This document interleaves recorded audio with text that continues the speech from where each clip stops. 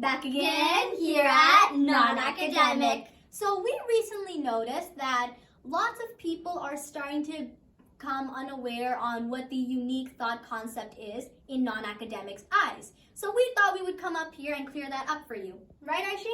Absolutely. So a unique thought is a problem that you see and the solution for it. The solution is your unique thought. Remember, it's not a question. No, it's not a question.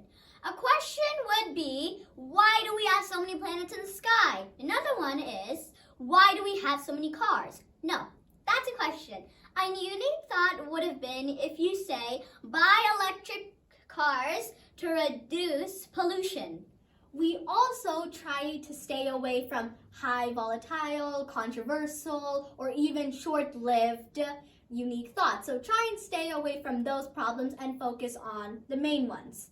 Now remember, what's a unique thought? It is basically the solution to a problem you see in your surroundings. So make sure you understand that. Right, Aishi? Yep. All right, as always, thank you so much for watching. We'll see you guys again next time.